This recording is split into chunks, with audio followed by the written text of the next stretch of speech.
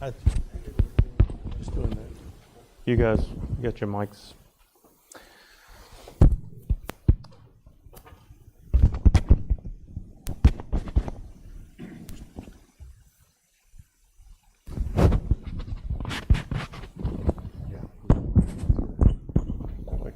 I bought like 6 of them off Amazon.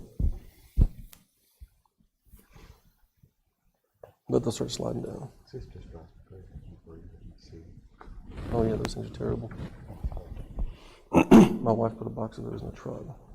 All right, guys, it's 6:30.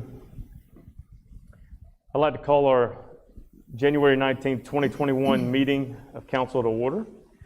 I want to thank you guys for being here tonight. Exciting to start the year out here with each of you. Looking forward to the things ahead. I'd like to thank everyone at home that is tuned in and those watching after the fact for being involved in government, your local government. Tonight, I'm going to ask Mr. Inslee Feimster to lead us in our invocation in a moment, but we're going to continue the tradition of honoring our veterans, and tonight we're going to honor our very own Mr. Feimster. Private First Class Inslee Feimster entered the United States Army National Guard on April 2nd, 1966. Private First Class Feimster went to basic training at Fort Jackson, South Carolina, and advanced individual training at Fort Gordon in Georgia. In 1968, Private First Class Feimster attended Officer Candidate School in Columbia, South Carolina. Upon graduation, he was commissioned as a second lieutenant. After being commissioned, Second Lieutenant Feimster served in the Air Defense Artillery Unit at Clemson in South Carolina. 3 years later, he received a promotion and became Captain Feimster, and then was transferred to the 228th Signal Brigade. Captain Feimster then was transferred to the Rear Area Operations Center in Columbia, South Carolina. In 1983, he received a promotion to Major and served 4 years with the 218th Infantry Brigade. Major Feimster retired April 1st, 1988 as a signal officer with the 228th Signal Brigade. Veteran R. Inslee Feimster served his country honorably, and today we show him our appreciation. Mr. Feimster, thank you for your service. Thank you all, sir. Good job, Inslee. If you would lead us in our invocation and Okay. pledge. Please bow with me.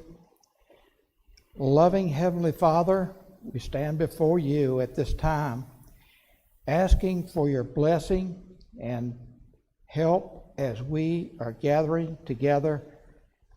We pray for guidance in the matters at hand and ask that you would clearly show us how to conduct our work with a spirit of joy and enthusiasm. Lord, we pray that the unrest in the nation will be calmed and that the new leadership in Washington will look for your guidance. Heavenly Father, we also miss Mike Hayes. We pray for comfort for Cheryl and all their family. We pray for an end to COVID-19 and the destruction that is causing. We pray that you will bless this meeting tonight. We pray for all those present as well as those whose lives are affected by the actions we take here. We make our prayer in Jesus' holy name. Amen. Amen. Amen. Now, if you'll join me, I pledge allegiance to the flag of the United States of America and to the republic for which it stands, one nation, under God, indivisible, with liberty and justice for all. Thank you, Mr. Feimster. Before you sit down, I'd like to share with you this certificate. We appreciate your service to the county. We appreciate your service to your country. Thank you. Thank you.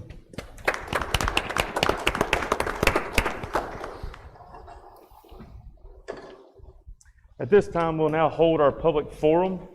Note that this is the opportunity for the public to give feedback to council on issues that they seem appropriate. Madam Clerk, my apologies. Do you have any public comment?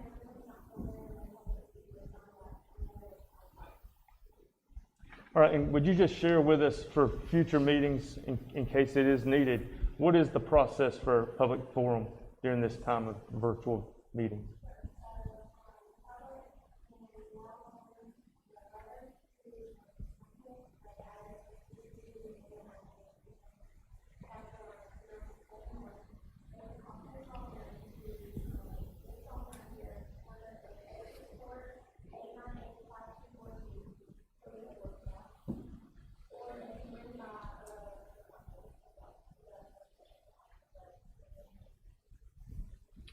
Thank you, ma'am.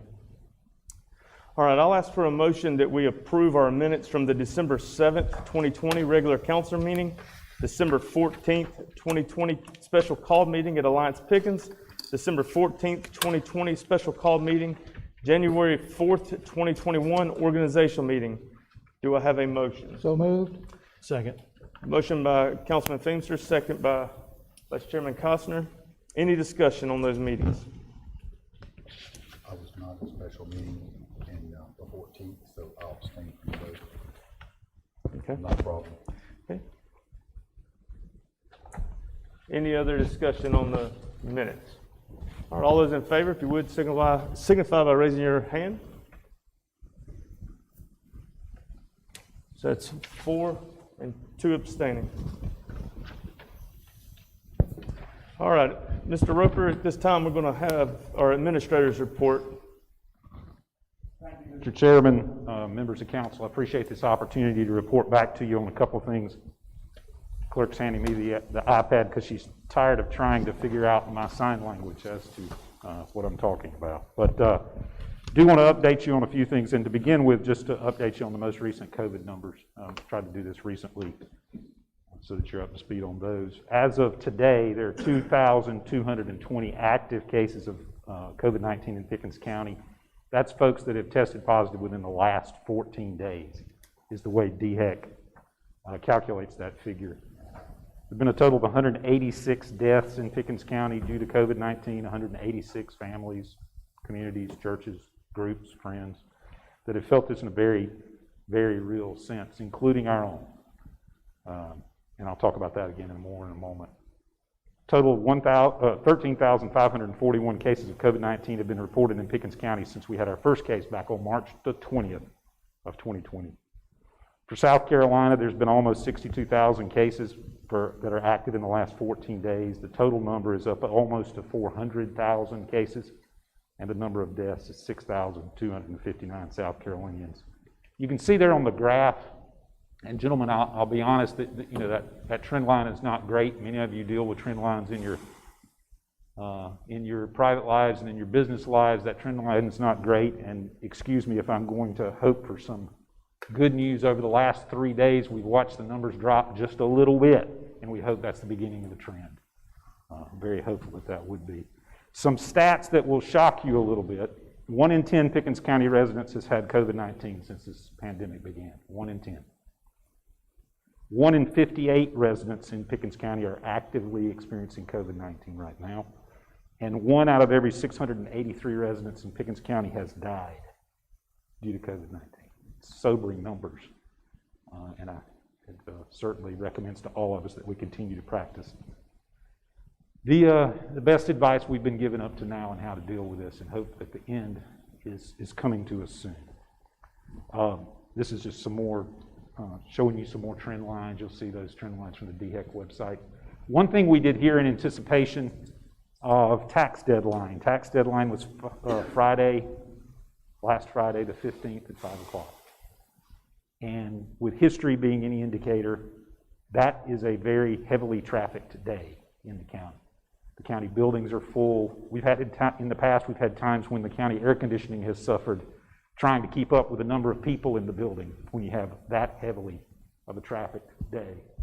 So one thing we did for the 3 weeks prior is we offered our temporary information pod. We call it the TIP. And the TIP has been out there. We've all pulled duties. I pulled several duties out there myself, including the first one and the last one on Friday, where we tried to encourage people to take care of their business online.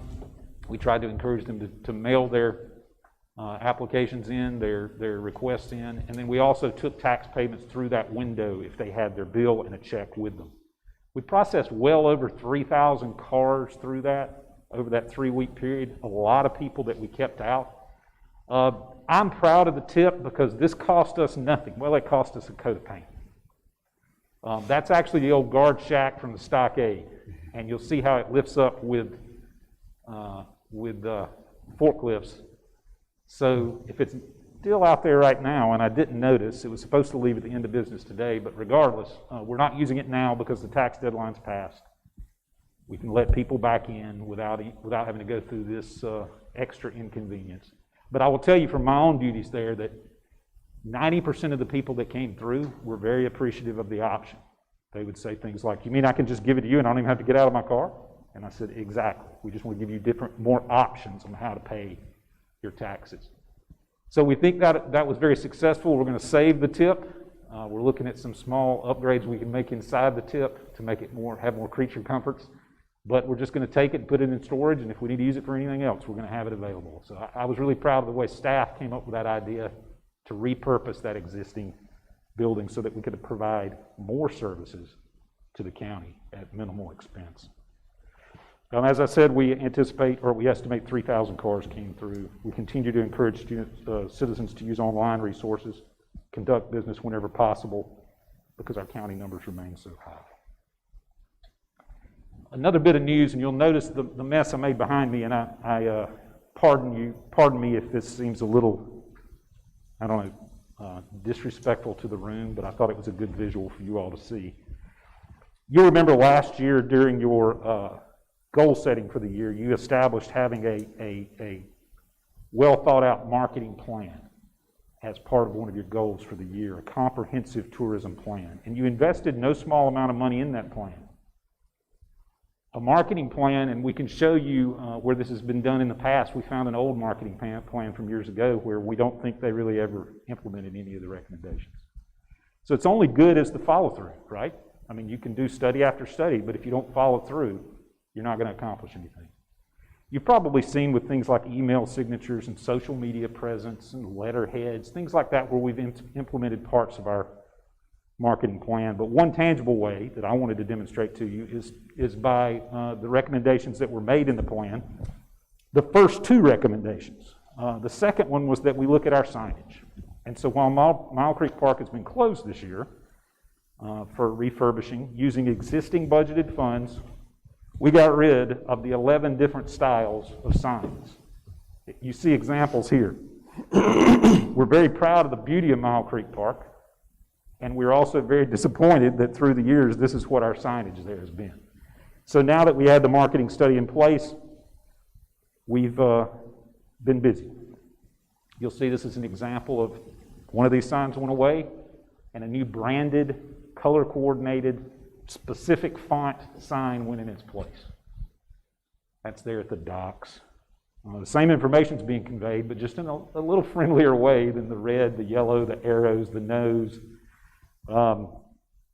This is going down to the cabins. You know how proud we are of the cabins. It sets the cabins rule out, speed limits, those sorts of things. So all throughout the park now, you'll see things that are branded specific to Pickens County. And this is just the beginning of what we need to do to really make this work. But I wanted to show you examples. This is an example of what it looked like. I can't tell you what all that fine print was, but there was a lot of fine print. But this is what it looks like now. So we're really proud of the staff. They did it. They ordered 4x4s. They painted them themselves. They ordered the signs. They mounted them. Did that with existing budgeted funds. I feel like we're way more proud to show people Mile Creek Park when it opens back up on March the 1st than maybe the 11 different styles of signs that we had before. You'll see there where some of the staff has removed some of the signs. More examples.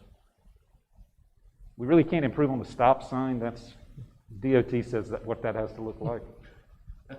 So that's going to still remain. But you'll see that that's replaced. We're anxious to welcome everybody back in March to see the improvements in addition to the signage. But I wanted to show you that because that was a follow-through on the marketing study. But there's another follow-through. The very first recommendation on the marketing study was that we do a condition assessment of our points for tourism, for our cultural sites, for our lakes, our waterfalls, our scenic vistas. Now, what that sounds like when you read it in this book is that we need to go hire a consultant, right? Let's spend some more tax money and let's hire a consultant and have that done. Well, Allison Fowler reached out to Clemson University, to Parks, Recreation, and Tourism Management, also to their sociology department. We've got 2 different groups of students that are going to be working at no charge to us, performing these assessments.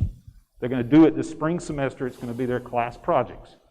And at the end of the process, we're going to have that data that was in the study at no cost. So we're pretty proud of the fact that we're using an asset like Clemson University to help us out, and we're very proud of that.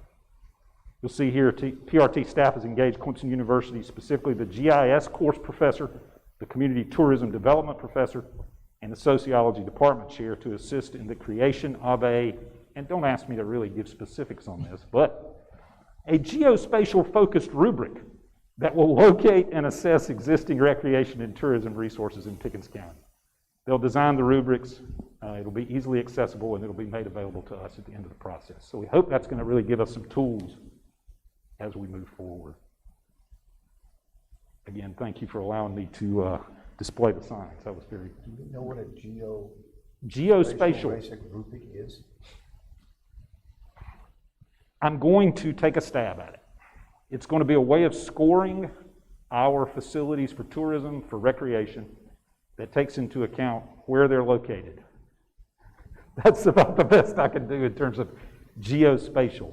Scoring it versus other sites? The condition, the ease of access, the amount that it's known by the public. Well, hopefully it will start with Kind of like a identifying. ranking, And you know, you got to get on the rubric. You know what that was, didn't you? a little bit, but Geospa- I mean, he did. I was expecting geospatial to come from this He would side. know. I got the geo part, I get the spatial, but the rubric? Rubric. A manner of scoring is all I could think of. Another update I wanted to give you is on the broadband initiative. You've got tonight's second reading as well as the resolution on the FILO, and I want to talk to you about that a little bit. You'll recognize on the map the 8 areas of Pickens County that are designated by the state as having relatively high concentration of people and relatively low access to broadband internet. Specifically, Pickens 8, which is what I would call the Norris side of Liberty, is the worst in terms of the most people and the smallest amount of access to broadband. In fact, and it's off the bottom of this, yeah, you'll see that there are 467 households that have technology that's either non-existent or 20 years old is how they access the internet.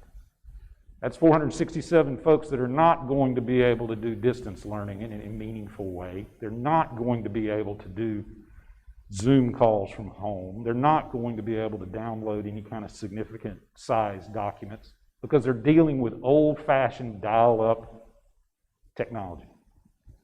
What I wanted to tell you is that the part that you're voting on tonight is to tell Blue Ridge, you're willing to get into this business.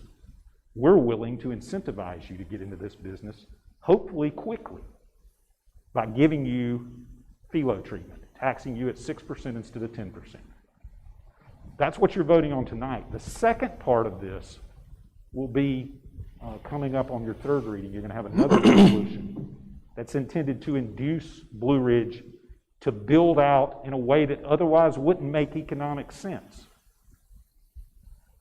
Blue Ridge, like any other company, has got to come in and figure out a way to make this make a business sense. Well, we've met with them over the last few months, and something that staff came up with, not me, figured out a way to connect all of our county facilities with broadband. And as Blue Ridge does it in these 8 boxes, what we're going to propose to you for consideration next month is that we incentivize that with $200,000 incentive per box. Now, that's not going to pay for it because the investment to do the broadband countywide incredibly higher than that. We're not going to be paying them. We're just incentivizing them to do it and to do it our way. In my meeting with them last week, they told us that if we go forward with this plan, they can fix Pickens 8 before the end of this calendar year. So we'll get you the details on that before next month's meeting, but I wanted you to know that was coming because it's part of what, we're not just giving them a preferential tax treatment, we're also saying connect our county buildings, our airport, our economic development office, this building, our fire stations, our EMS stations, connect them all with broadband, and we're willing to reimburse you a payment once you've done that. So that's going to be what we're going to bring to you next month, but I wanted to make sure that you understood that this is kind of coming to you in two parts, for lack of a better way of putting it. Are they doing this through the polls? They don't have to dig, right? Is that, So- all this new law has come out where they can put this through the polls? Is that, No, it's a good point. It gives them a lot of capabilities they wouldn't have had a year ago. but that's how it's going. That's how it's going in large part. There's going to be some areas where it's not their service area and they're going to have to figure out, but we've tried to, with our own GIS data, we've given them a map that we hope avoids that 95% of the time. So we're very hopeful that this is going to be relatively quick. Like I said, Pickens 8 and Pickens 7, they told me they were comfortable with me saying this. They want to solve that by the end of this year, and then they'll move on to the next target area. But that's what we will be, for lack of a better way of putting it, Mr. Whitehurst, that's what we're going to spend the taxpayers' money in this way for this public good, connecting our buildings. That will serve to be the backbone on which the system gets built. Is there a time frame for the full build-out? We've only talked about the first year. They're wanting to come back to us with what the second year and the third year looks like. But their intention is to build out in that kind of time scale. They've been very, very frank and very, eager to get started on this. Our concern all along has been that Blue Ridge has got a big service area. We wanted to make sure Pickens County was first. That was our concern. And then finally, gentlemen, I wanted to take a moment just to remember Mike Hayes. He's not here tonight. He served as our risk manager for many, many years. I guess he started that job under previous administrator Chap Hurst. And that was after working a full career and retiring with the Pickens County Sheriff's Office. Mike was the guy that did the things that didn't fit on a job description. We were looking at his job description today. He did so many things that weren't on that description. But I do want to talk to you all at some point at the appropriate time about that position, because we know we're not going to replace the person. We do need to move someone into that or similar position. And we need to talk about that and think about that. It's difficult for us to do because we didn't see this coming. But Mike would be here tonight. I would not have been letting you in the door. I would not have been doing a lot of the things tonight. But so we just wanted to take this moment for the good service Mike gave. I'll say just as a point of personal privilege, the good counsel he's given me through the years, I don't know how I'll replace it. But anyway, I wanted to take that moment because he's our first county employee that's passed away from COVID-19, and it's something we are still all dealing with. So our prayers, as Mr. Pinkster said, goes to his family. I know they're a tight-knit group from my interaction with them. So thank you for that moment, for giving me the opportunity to say that about our friend Mike. That concludes my report unless you have any questions. Mr. Chairman, I have a couple questions. Relating to the recycle center, could you just give like the background information, the items that somebody will pay for to haul off and what we have to actually pay to get it hauled off? I probably can't give you a comprehensive list on that, although I'll get that back to you. And it also changes day to day. So some days plastic items, some days paper, some days cardboard. That somebody will pay for this? That they'll pay for. Okay. Right now, I know that cardboard is one of our better money makers. Other items like right now, and again, I don't want to get into too much detail because I'll say something that's wrong, Mr. Seda. Plastic is something we have difficulty getting people to even come pick up. We're wanting to pay them for it. E-waste. E-waste is a huge challenge right now, just getting a vendor that will come and take it. So if it's suitable, Mr. Sater, what I'll do is I'll prepare a report for you that shows just kind of the current situation. Because it changes all the time. So. Yeah, it does. So it'll be a point in time. So metal, I would imagine, is paid for. Metal is a pretty good market. So where do we stand on e-waste? Are we negotiating that? The update he gave me last Thursday is they were trying to get a vendor to come by. Right now they're trying to store it. That's another part of this, and it would be a good thing for us to do a work session on. There's some types of waste that it pays for us to store for a little while. You know, don't just try to find a market and if we can't, send it to the landfill. Some things it pays for us to hold a little bit. I'd like to have some of our staff come and describe that to you because it would be, I think, enlightening. Okay, next question, stickers. You have to have a sticker to up there. Right. Where could you get your stickers? So right now you can get your stickers here in the county administration building. You can get them at the main landfill. You could also get them for the last few weeks at the tip. I gave out many stickers myself. But we're actually looking at expanding that program, and I'm not ready to really roll out the full concept here. But part of our parks initiative on Keep Pickens County Beautiful, we're going to center that on our recycling centers. So whereas now the sticker you get is just a round county seal, why don't we take advantage of that moment and communicate a message? Keep Pickens County beautiful. And it's our goal that you'll be able to get that message based in the centers. So if somebody wanted to get a sticker inside the county building, where do they go? They would come right here, actually. You could do it, you could go anywhere and they would direct you back here, but Kendall at our window, she'll look at your driver's license, she'll give you a sticker. Okay, so the county, what area is that? That's HR. Okay, sounds good. Yeah. Mr. Roper, to Mr. Setta's, or Councilman Setta's point, why are we not doing that at the recycle centers if we're doing it at the main landfill and all we're doing is showing an ID? In the past, we've done that, and then for a period of time, we didn't do that. It's something that I've been talking with Public Works about. Their sense is some of the attendants are very stressed with keeping up with their responsibilities now. But we're going to try to look at something where we can expand that. I think having it at the main landfill where you require an ID on somebody, I think if you give a bunch of stickers out, it becomes easy. Because I've seen lots of vehicles come through there with no sticker on them, and the attendants aren't always kicking them out. And at the same time, they're trying to keep up doing other stuff, and people run, and inevitably, when someone comes in without a sticker, they're not recycling anything. That's right. They So just dump it all in the main box. just to put this on your radar now that the question's been asked, because North Old Pendleton, close to Anderson County line. Willow Springs, close to the Oconee County line. Bestpac, Dacusville, relatively close to the Greenville County line. On Saturdays, if you want to dispose of brown goods, we're the only show in town.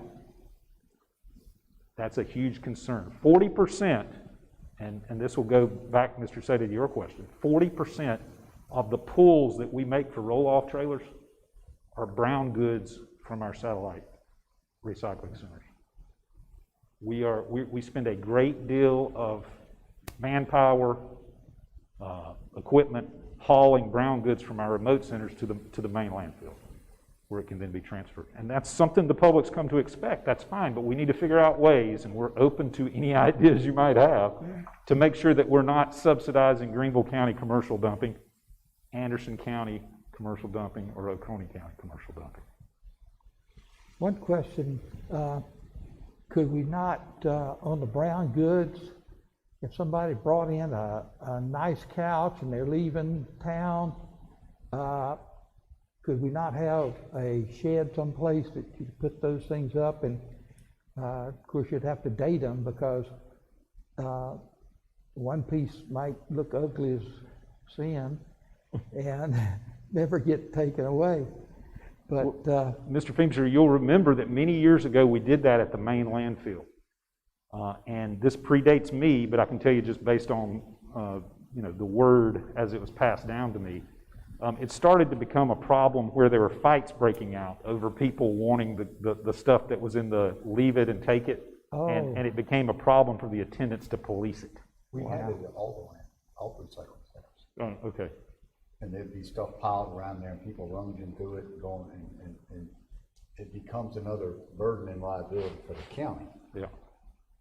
Where I think it's a great idea, I think the implementation causes a liability for us and a cost for us that's a burden once again.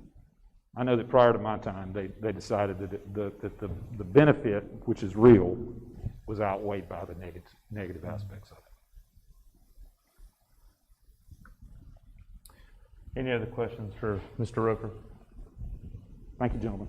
Thank you, Mr. Roper. This time, we'll go to item number 5, which is committee reports. There are none, since we have not had a committee meeting yet. Item number 6 on the agenda, council correspondence. The next committee of the whole meeting will be Monday night, January 25th, 2021, 6 o'clock in the main conference room of the admin building. We'll hold a council retreat/work session on Saturday, January 30th, 2021 at 10 a.m. It'll be held at the main conference room of the admin facility as well. The next council meeting will be held on Monday, February 1st, 2021 at 6:30 in council chambers here in the admin building. Is there any other correspondence that need to be announced? Retreat date? The 30th, this is Saturday, That's my thought. At what time? 10 o'clock. And I'll try to keep it under 8 hours. Any other correspondence? All right, this time it's our time for motion period new business. Does any member have any motions at this time? I have a question for, Administrator. Our job descriptions, I know we didn't do this before when we had that company come through here. Do we have job descriptions for every position in the county that we can post online? We do. Okay. I know, like you said, there's some fuzziness in there, and I know in the past we've had positions that were created.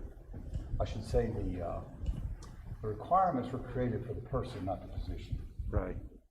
And I know that's not something that's going on. I just want to make sure that when we post, we have a definite set of minimum criteria we're looking for every position. We do, and that's actually something that HR does when we have turnover. That's the reason, this is the perfect example. That's the reason that today we were looking at the risk management job description, because we want to make sure it's up to date with the duties that we're asking people to perform before we start looking. Do you feel this position needs to get filled? I'm sorry? Do we want to make a motion to have a discussion about this? I wasn't sure how to do that. Is it a position? Oh, this position. The position for the risk manager, I've talked with HR a little bit about that. And in all respect to the job that Mike did, which was much broader than risk management, an organization of this size, particularly an organization that is seriously looking at in the coming year going with a self-insured option, we need someone doing a kind of classic risk management. In my way of thinking, that is a position that reports to HR, not to the administrator. And we'll figure out all the other side duties between the remaining of staff. So we are readdressing that to make sure that it's narrowly focused to something the county actually If we needs. do look like you're saying some kind of a different way we insure ourselves, it would be a perfect spot to put in that qualifications in there for that. Right. I agree. That's exactly the sorts of things we're looking at right now.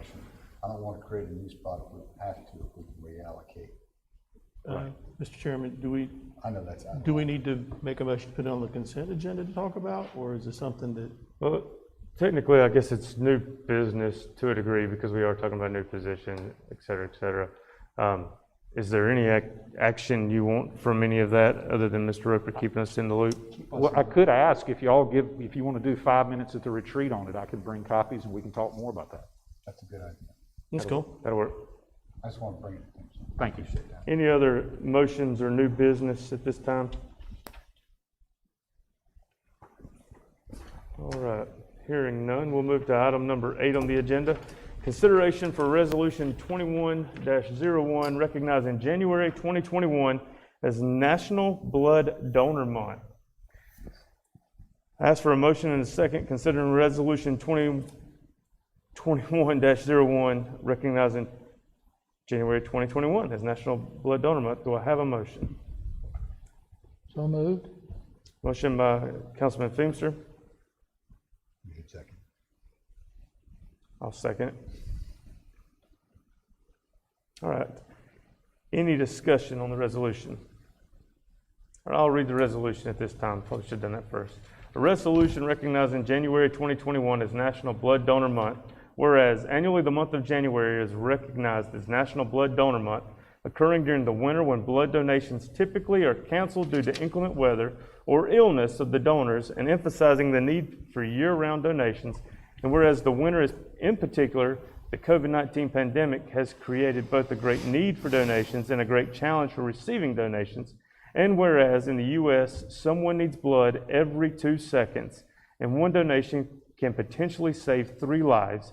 And whereas a genuine concern for his fellow man has always distinguished the American citizen, as stated in the original presidential proclamation of National Blood Donor Month in 1970.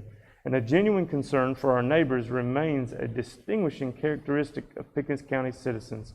And whereas County Council wishes to recognize the generosity of the many Pickens County citizens who have given the gift of life through blood donations, as well as encourage more people to join them in contributing to the vital supply of blood needed in times of crisis. Now therefore be it resolved. Any other discussion about Resolution 2021-01? All those in favor, signify by raising your hand. None opposed? Passed unanimous. And Mr. Chairman, if I could just to update council on this, in support of the fact that January is Blood Donation Month, the county sponsored an employee clinic in this room last Wednesday where we had blood donations taken. The library is actually doing a mobile blood donation tomorrow. I direct people to Facebook for details on that. Thank you. Thank you, Mr. Roper. Item number 9, approval of budget calendar for 2021-2022 budget cycle. You'll find that item, it was here on the desk for you when you arrived.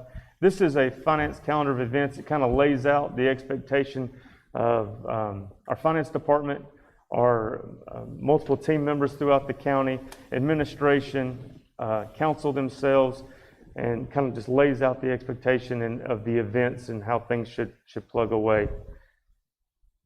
Do I have a motion to accept this calendar? A motion. Motion by Vice Chairman Costner. Do I have a second? Second. Second by Councilman Feenstra. Any discussion on the calendar? Yeah, I'd like to say a couple things. Yes, sir, Mr. Chairman. Councilman Feenstra. The budget process really has two routes if you look at it. You know, within the administration, you know, you have sort of a bottom-up approach. You know, you have the departments, they'll get their requests, they'll build their budgets, they'll push it up to finance and massages it, gets it up to administration pushes it up to the council level and budget. But what's also going on is there's really a top-down approach too, which is the people. They'll have ideas and they'll relay it to councilmen. Councilmen will set those priorities, we'll discuss them at retreats. That's right. And then they'll take that and they'll put it into a list and they'll push it down to the administration and you put it into the budget. So there's really like a budget sandwich that occurs. There's sort of a bottom-up approach and there's a top-down approach. And when you look at this calendar, you really just see the bottom-up approach. So, you know, we all run for office, we all listen to the public. We have this retreat every year where you discuss priorities and you relay them to the administration. That's kind of the top-down approach. What I'd like to do is add one line to this calendar, and that line would be to have something that labels, I guess, on January 30th that says, instead of calling it a retreat, because you're really not retreating anywhere, and it really just creates this impression that we're running from people, we're not. It's really a county council budget workshop is what you're doing, because most of what you're doing is talking about priorities. So I would like to add that to make a motion or amend this motion to add line number, I'm not sure which line it would be. We'll call it January 30th, where we add something that says County Council Budget Workshop. And at those meetings, what we could do is, you know, which is what you normally do. You set priorities on existing revenue. If there's new revenue, you talk about new initiatives. And then if you have any extra money over, you decide if you're going to spend that or you're going to save it. So we have a motion to amend. Yeah. To amend. Second by Councilman Wilson. I'm struggling like you. All right, any discussion on the amendment? Yeah, the only thing I'd like to make note of is that workshop that we're going to do in January is not just budget-based. It is, certainly, we talk about the budgets, we will also talk about our priorities for the future, not just for this fiscal year, but for additional years after that. So I don't want to be misleading that that's all we're going to talk about in that workshop. The other thing that's a little, I mean, this is a plan, just like a budget is a plan. In the past 4 years that I've been involved with this, we've made additions or deletions based on how well we've done with the information flowing to you and the information flowing back to us. So I know that there, while it says like in April and thereafter council work sessions on budget, there may be additional dates added based on priorities. So I'm okay with adding January 30th, but I'm sure that there are going to be other dates that we're going to add as a part of this. Mr. Roker. Yes, thank you, Mr. Chairman. The other thing I will point out is that in the years past, when we've passed a budget calendar like this, it's very useful for staff in terms of, okay, this is when stuff's due. Don't start asking for extensions. This is when it's due. It's also useful for council in the sense that y'all know kind of the rhythm of things. You don't catch yourself on the lake in June and say, wait, when are we doing this? You know, you've got something to refer to. The document you have in front of you is new and different in one way. It doesn't end in June. Right. It goes through the entire year. So what I like is having that predictability built in through the entire year, and it contemplates that we're going to go right back into capital in the fall so that we don't just kind of forget to get to that. Y'all have voted, and we have instruction, and we're going to come back to you in the fall with capital requests too. I think that's going to serve us well in the long run. Thank you. So, I mean, like, I'm not opposed, you can call it anything you want. I mean, I think retreat is just very misleading. Well, hey, I actually said, if you remember on the first meeting we had, I don't like the word retreat because it is, I agree 100%. It should be called charge, right? Rumble? Rumble? But to Mr. Coster's point, we will have, it says in here, council work sessions on budget. We will generally have 2, 3, sometimes we've had 4 separate meetings. Depending on where we are in the budget, we may go, hey, we don't like this, send it back and work it, and then we'll have another budget session where we're talking through a lot of that.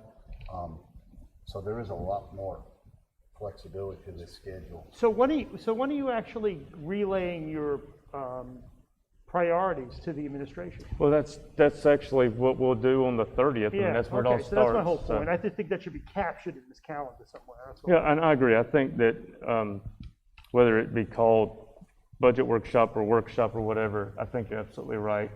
I think we're getting into semantics when you talk about wording per se, but I do believe it should be there. 100%, I agree with you. Just call it county council workshop. So- I mean, I'm like budget, because when I watch the meetings, it's mostly just talking about priorities, how you're gonna spend money today or in the future. I mean, I'm okay with budget, but it's up to you guys.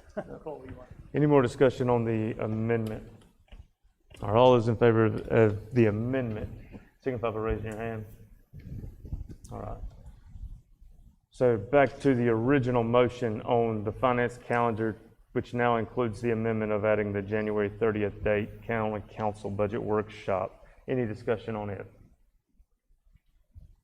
All right, all those in favor of adopting the financial calendar as amended, please signify by raising your hand.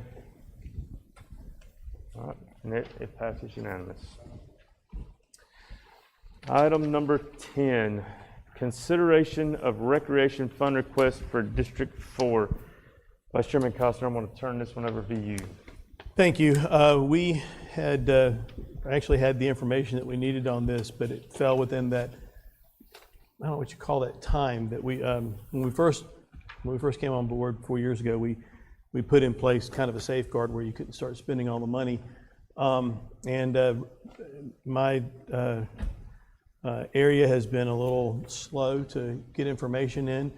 I finally got the information in and wanted to put this before you guys. So from the city of Liberty, they have a rather extensive project that they're working on, which is $94,000 for the entire project, and that has to do with the recreation center and a lot of problems that they've had. I'll share that picture with you guys. A lot of problems that they had with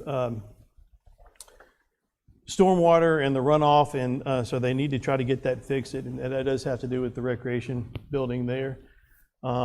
So I'm making a motion to allocate $40,000 of my recreation funds to that. More importantly, I've had several constituents contact me about playground. A lot of them from your district in Pickens, which is pretty cool. And now that we've been doing all the work out at the airport, they put together a package on an aviation-themed playground, but this is going to be ADA compliant. And one of the specific things I think that's cool to this is, well, this will be the only playground in the county that will actually have a swing designed for kids who are in a wheelchair to be able to experience that. So what better way to have a playground at the airport watching the planes and the mountains, and it's beautiful up there, and it'll be a part of the expansion and the things that have happened at the airport. And the cost on that is at $60,000. So that would leave me with $3,000 in my recreation fund, which I'd like to carry over until the next cycle. So my motion is for $60,000 for the playground at the airport and $40,000 for the City of Liberty for the recreation and the stormwater problem that they're having. All right, so a motion by Vice Chairman Costner, $40,000 to the Rec Center project in Liberty, $60,000 to the aviation-themed ADA compliant playground, and you including the $3,000 carryover in that motion as well? Yes. And the $3,000 carryover as well. Do I have a second on that motion? I'll second that. Second by Councilman Seda. Any discussion? Yeah, I have a question.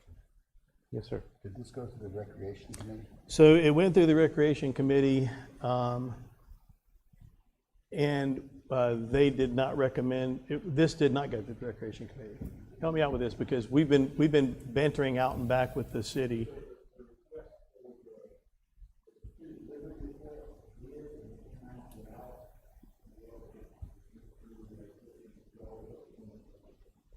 Okay. Right, but it was several meetings to get to that point.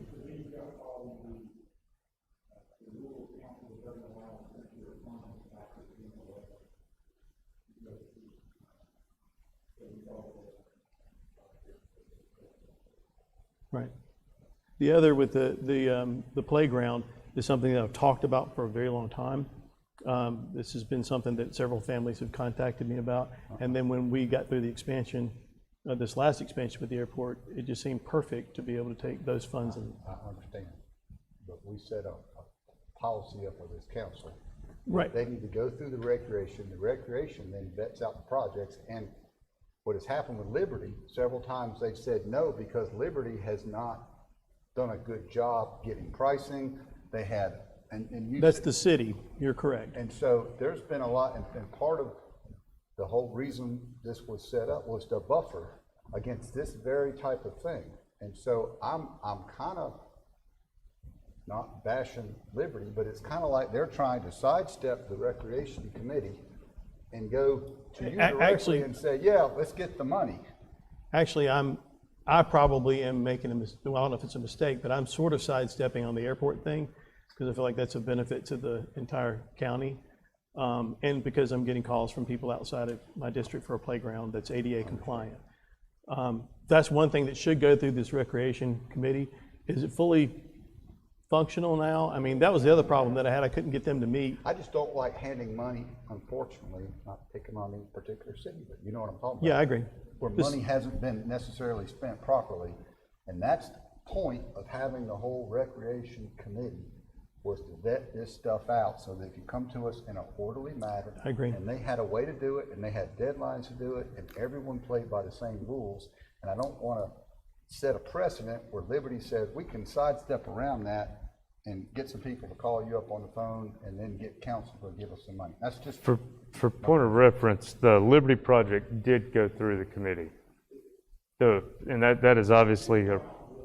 One way or the other, if y'all recall, and we would have to resort back to the minutes on this, I guess, but certainly my recollection, apologize if this is incorrect, Mr. Costner, you can correct me, is that you requested more information from Liberty before you would approve it.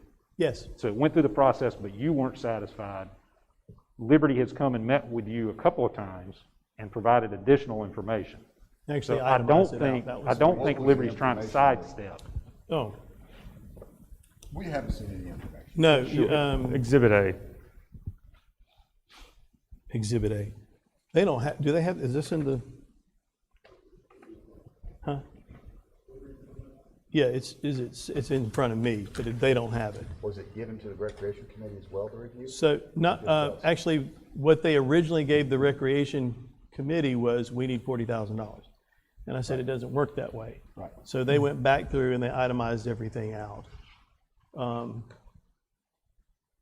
But did they give that to the Recreation Committee or give it to you? They didn't, the Recreation Committee, if you remember, it's like you said, they came back and said, Right, they wanted more we're information. neither here, well, they didn't recommend or not recommend. 'Cause they So didn't they have left it. it, the Recreation Committee left it up to us. And I said, I'm not gonna blanket Right. stamp of approval without seeing where it's going. Yes, sir. Right, in the past, each councilman just had money to approve. So. Right, so we went to, where it goes to the Recreation Committee. The Recreation Committee can make, they can say we approve it, but it's still up to us ultimately to do it. We still have the final say-so. Agreed. So when the Recreation Committee came to us and said, we're neither place on this, Well, they couldn't recommend it because they wanted more information. or, did they say that? Yeah, because there was not enough information to make a decision, and to your point, you said, yes, you can't make this decision. I can, I'm not gonna put Right. it forth to the full council. Now, I wanna put it forth to the full council because I've got their itemized thing. I've got the itemized thing from the, on the playground. And, I mean, if it will make you guys feel better to send the itemized thing on the playground through the Recreation Committee, I'm fine with doing that too. Well, what is the rule? Tell me what your rule is. To get these funds approved, what do you typically, does the recommendation have to come from the committee? Yes or no? It does No, not no. have to come through the You committee. answer it. No, yes.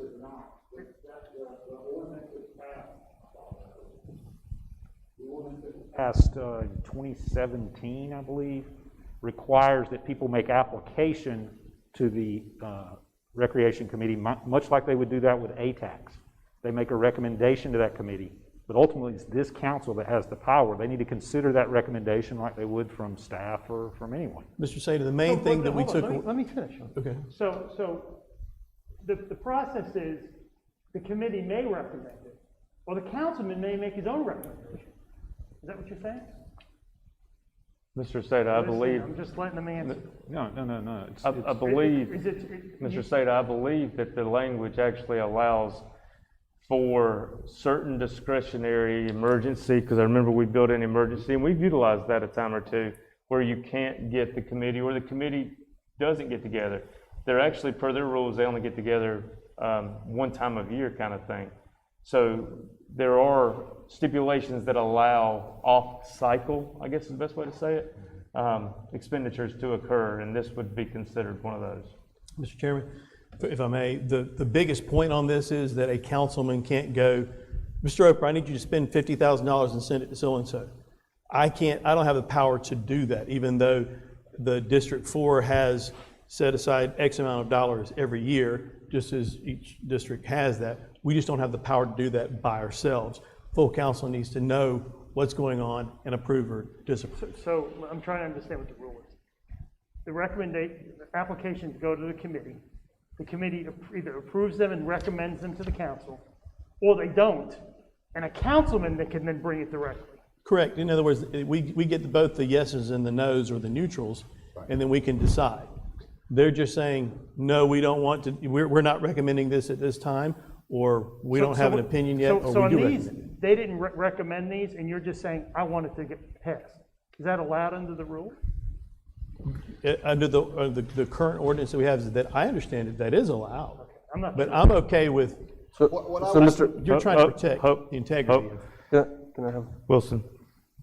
I'm patently uncomfortable with voting for anything to spend people's monies with no information whatsoever in front of me with regards to this, to the expense. So I would move that we table this, and that in the event that something like this makes it to the agenda for a public meeting for consideration, that we have prior notice in the packet with regards to the details associated with the proposal.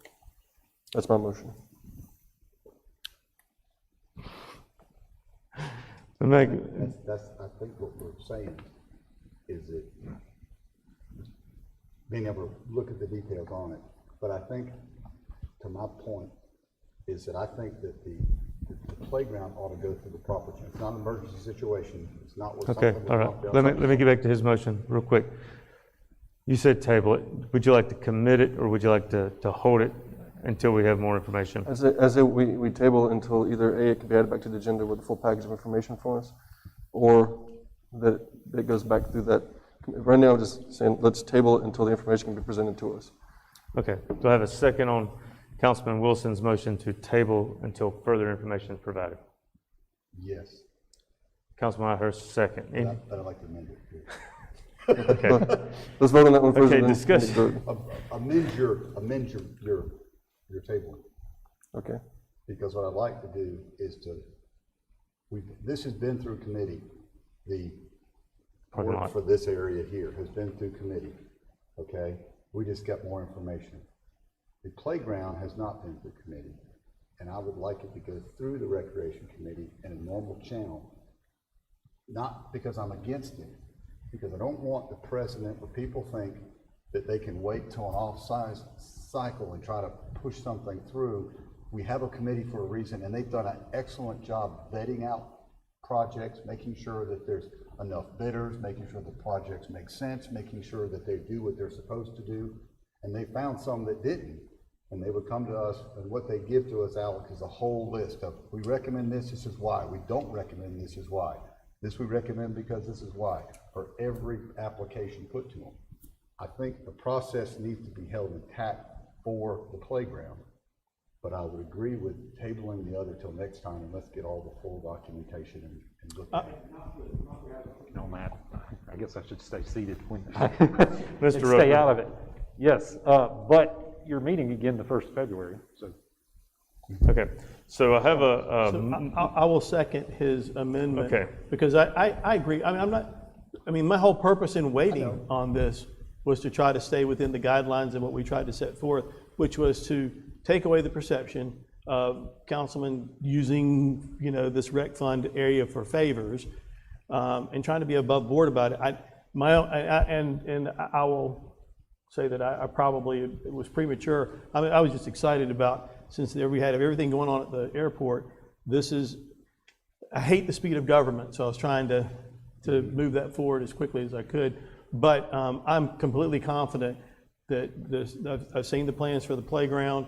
It's ADA compliant. I love the concept of having the only place in Pickens County where there's a swing with a kid in a wheelchair can actually experience swinging, and they're right there at the airport, and I can feel like I'm flying. So I'm fine with seconding your motion.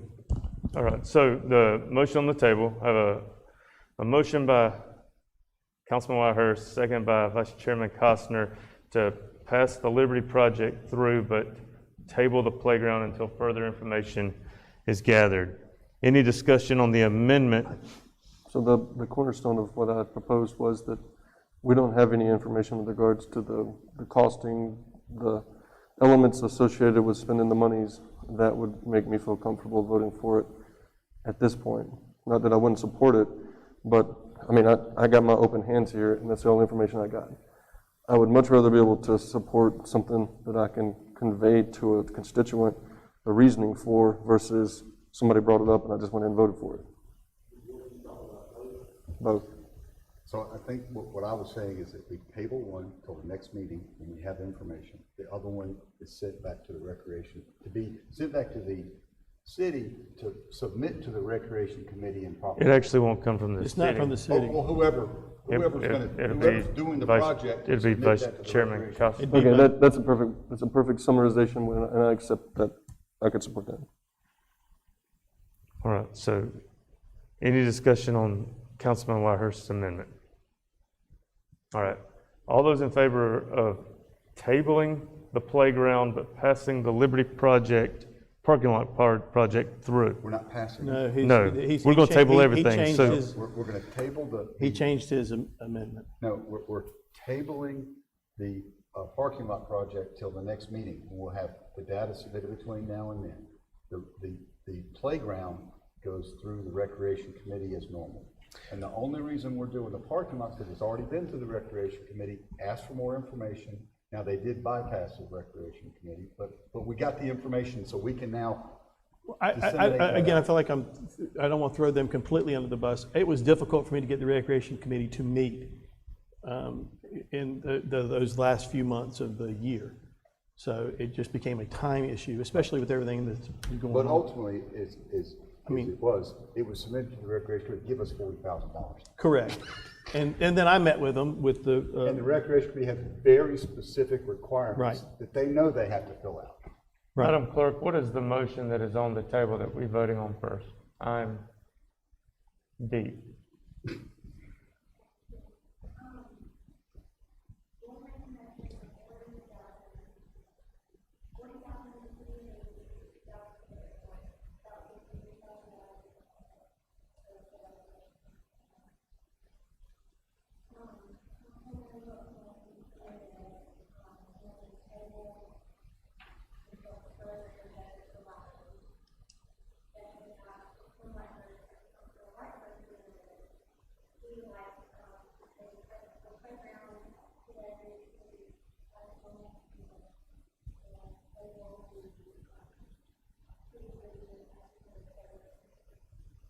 And I will, that wasn't how I originally understood it, but I will do the second on that. That's fine.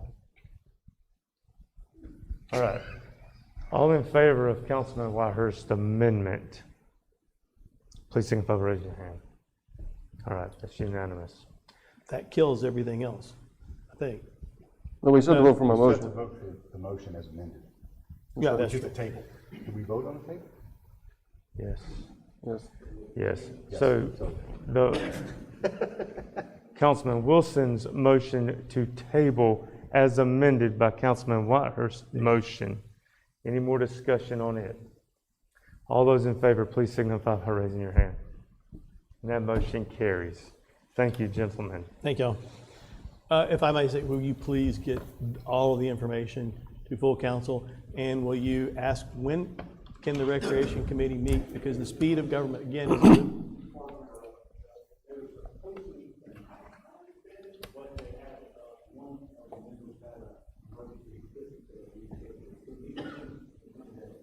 okay.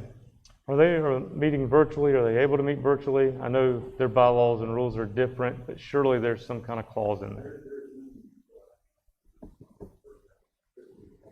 I understand. Perfect. Thank you.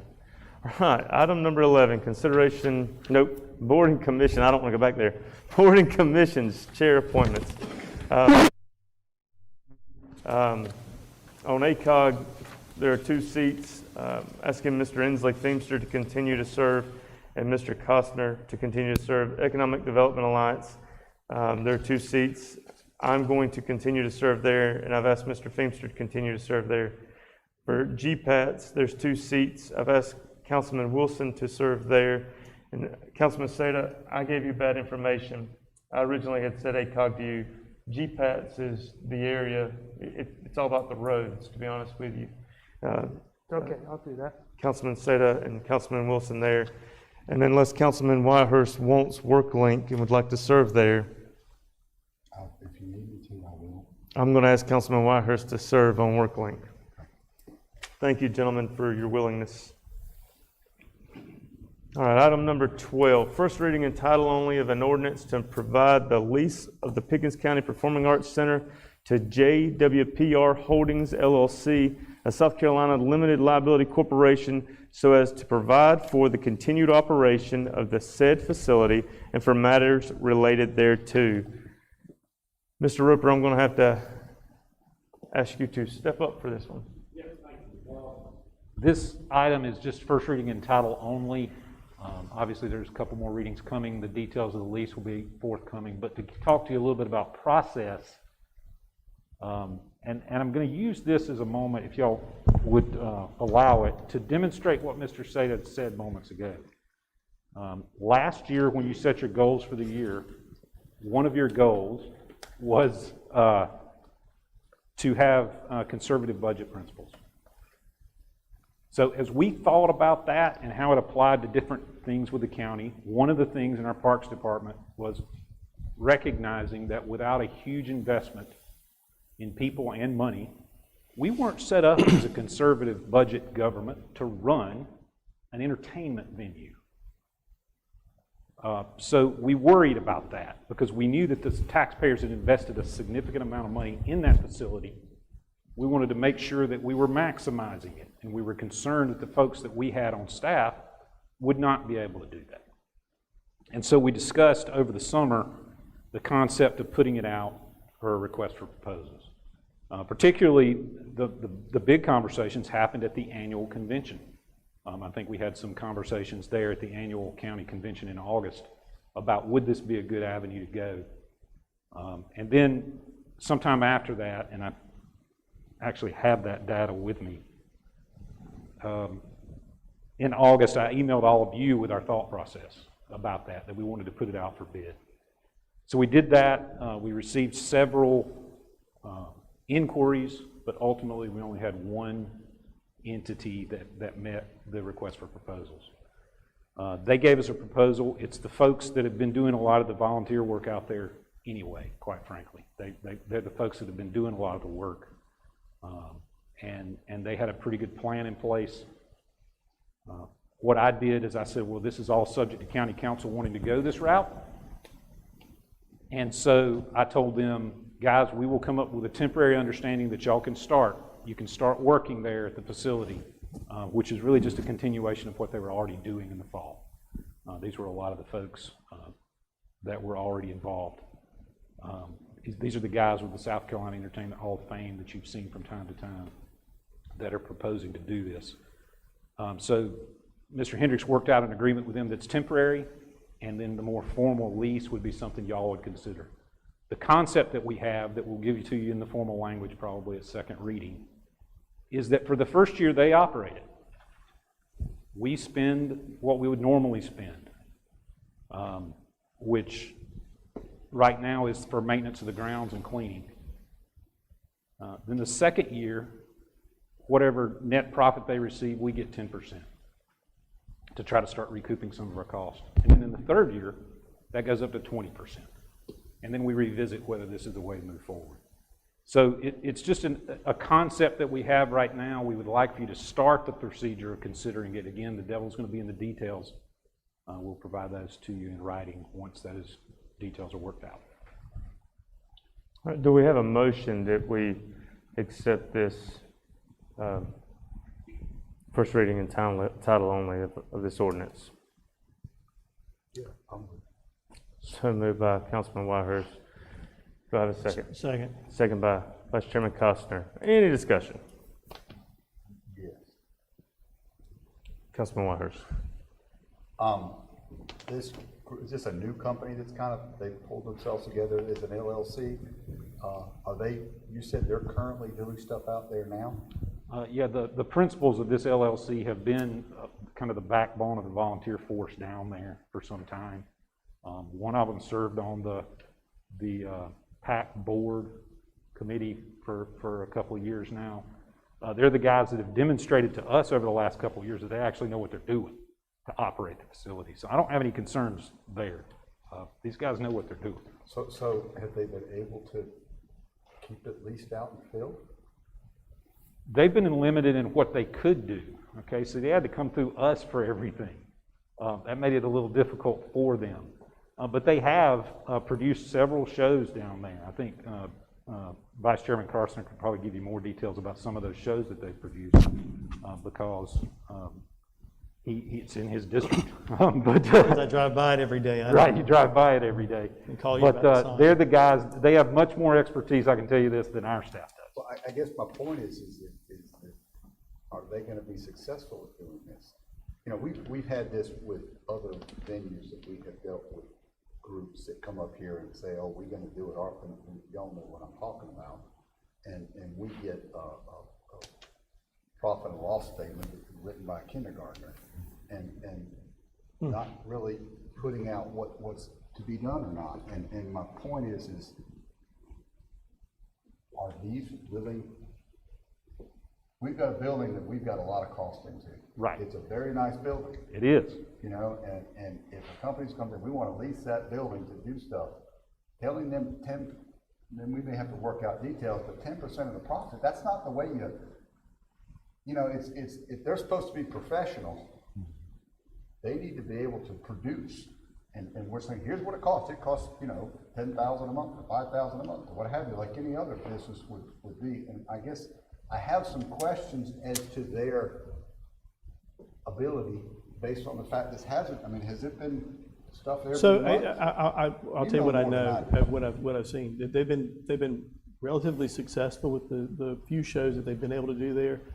It's very limited as far as number of tickets they can sell because of the capacity, and they actually worked out some pretty cool deals, I thought, with some of the performers where they would do 2 shows for the price of 1, so that they could accommodate the number of people. So they would have sold out the 1 show, but instead they did the 50% capacity or whatever it was. Yeah, 50 or right at 50. That's right. 250 people for the 2 shows.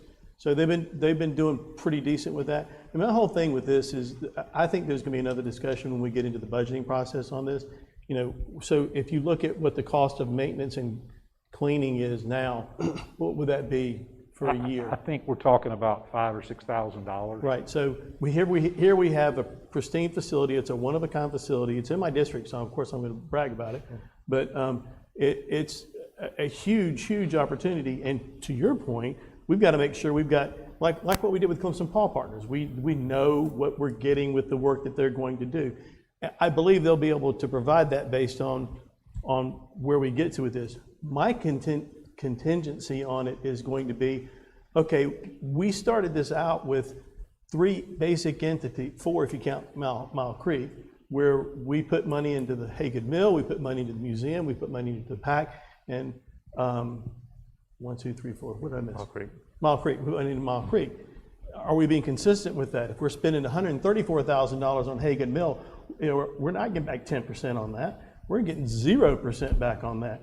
So I don't want us to give the same expectations to the PAC, where we're giving $5,000 incentive, and we're saying, okay.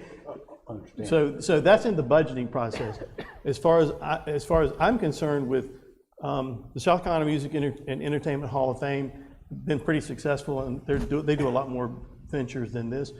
Our problem as a council is that we created this board, and nearly everybody quit, except for, I guess, the guy from the Entertainment Hall of Fame and maybe 1 or 2 other people. So they didn't have enough people to actually do it. The chairman, who was over Meals on Wheels, kind of washed her hands of it, and they could never figure out a way to create a symbiotic relationship, and they're right there in the same building. Right. So we lost the board, and now you've got an entity that met the qualifications for the RFP? Q? Pick a letter. P, yeah. Okay.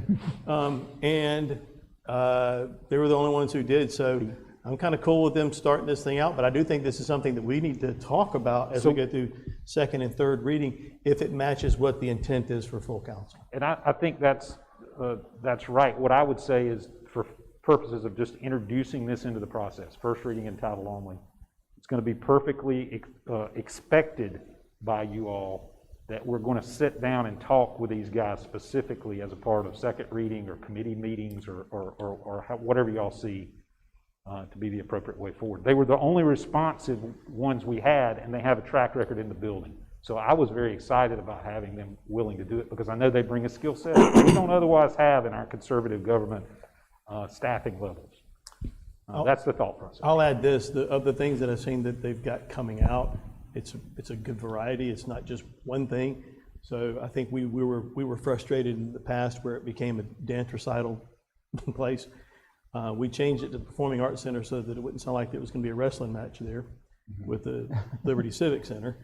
And they weren't doing anything extra with that. And now at least they've got comedy.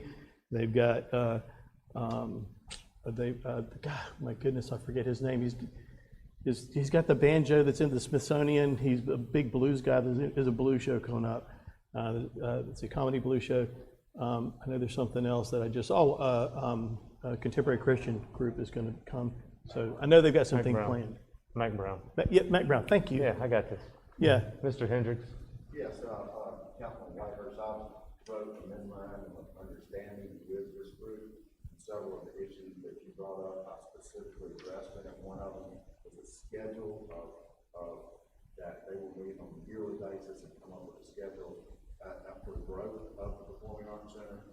It's also, the county is not paying them anything. They, in fact, will be paying the county back if they're successful in what they do. So that, and it's a fairly specific memorandum of understanding. They've already agreed to. The lease hasn't been drawn up, which is obviously that one. Some of the issues that you have already been discussed in discussion. I'll make sure that as the lease gets further along, that those specific points are addressed. Can I make an amendment to commit this to committee and bring that memorandum of understanding and the qualifications for the bid? Okay, and who we sent this out to? Once again, nothing against these guys. We want to get the best possible candidate we can in there because it's a cost right now for us holding it as it is. All right, I have a motion to amend to commit. Do I have a second? Second. Second by Vice Chairman. In other words, we're doing first reading and then put it on the consent agenda. So your amendment is to commit after first reading? Yes. Okay. Any discussion on the amendment? One thing that hasn't been brought up is that this company will have startup costs, and I think that's one of the reasons they don't ask for us to receive part of the profit the first year.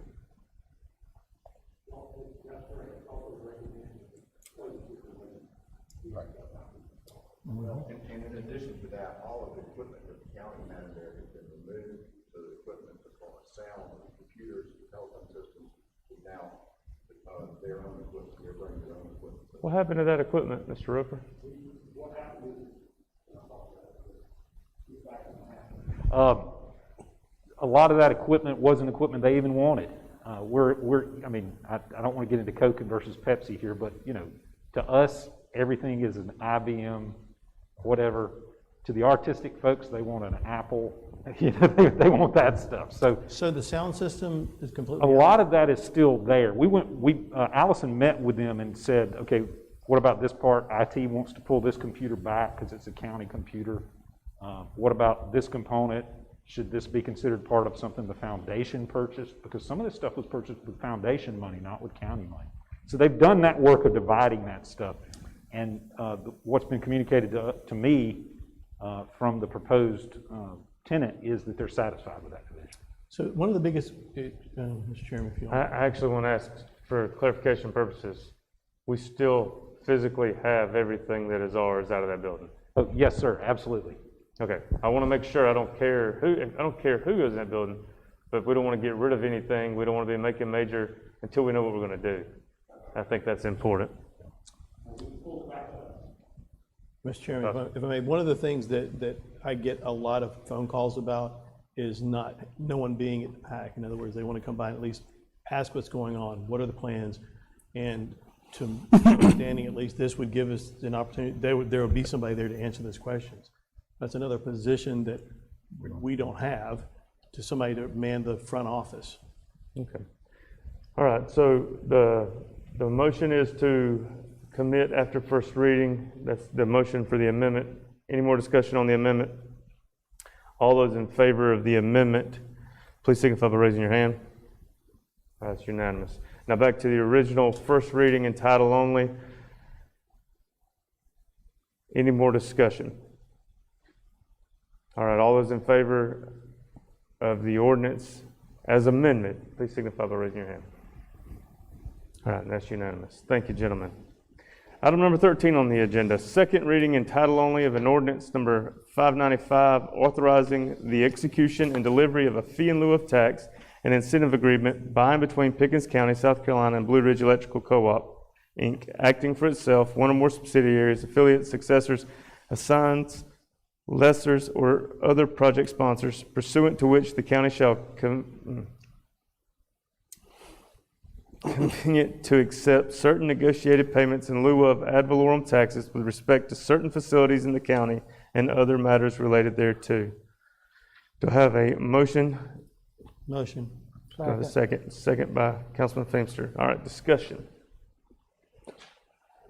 Mr. Chairman, this seems like the type of approach that the county government should be taking to this type of just critical utility, and the opportunity to partner with an organization that has a long-standing, very well understood track record for success in delivering services modeled after programs in the state that are so, in serve areas that are so rural.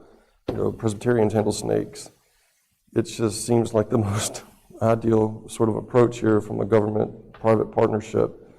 Obviously, a few more details at the third pass about what the actual costs are, things like that. But to incentivize it without having to do it, to incentivize it without having to be neck deep into it, to incentivize it with, and recognizing that it's a utility level benefit to the people in Pickens County, seems to me like a no-brainer. We should just move to approve. Mr. Chairman, I have a question. Yes, sir. Yeah, I think fee in lieu agreements are a good tool in economic development. Most people have heard about them, but they really don't know what they are. So could you tell us what the terms are for this agreement?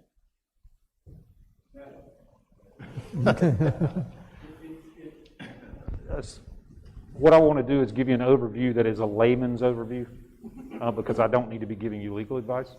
But basically what the terms of this agreement is that instead of infrastructure they put in the ground or on the poles being taxed at 10%, like that would normally be taxed, Assessed ratio.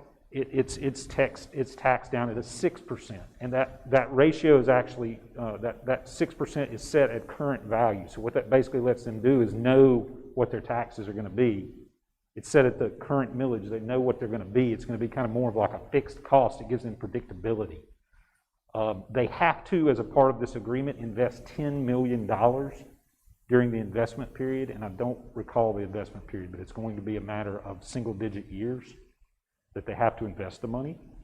And so they're committing in this document, once they sign the fee agreement, once y'all have approved it and they sign it, they're committing to investing that money and investing it in a timely way in exchange for getting that tax benefit. And how long is the agreement for? The agreement is for 20 years. Okay, could you, I'm kind of moving down the learning curve on this. Could you actually give me a list of the companies that we have fee and lieu agreements with? I and can. what the terms are? Yes, I can. Yeah, roughly, I would imagine they're all going to 6%. How long they are, That's right.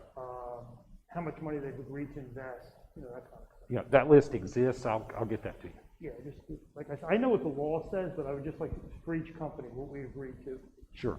Yeah, that spreadsheet should be available. It is. Any other discussion on item number 13 on the agenda? All right, I'll call for a vote. All those in favor, please signify by raising your hand. It carries. Thank you, gentlemen.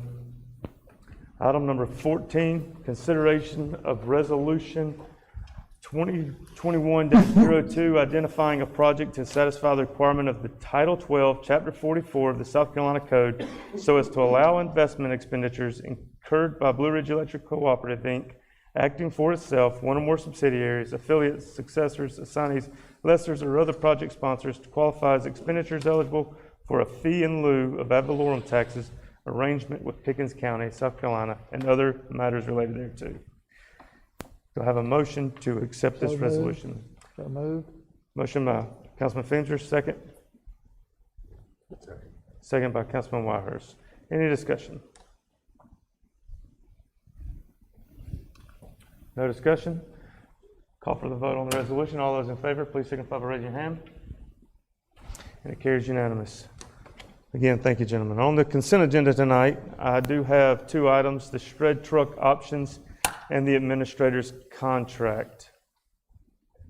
And adding ordinance for the Performing Arts Center.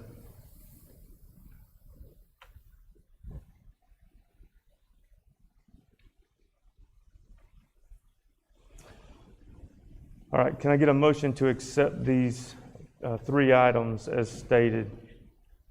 Motion. Motion by Vice Chairman Costner. Do I have a second? Second. Second by Councilman Feimster. Any other discussion on these items? All those in favor, please signify by raising your hand. Motion carries. Mr. Chairman, I'd like to make a motion to adjourn. Motion to adjourn. Do I have a second?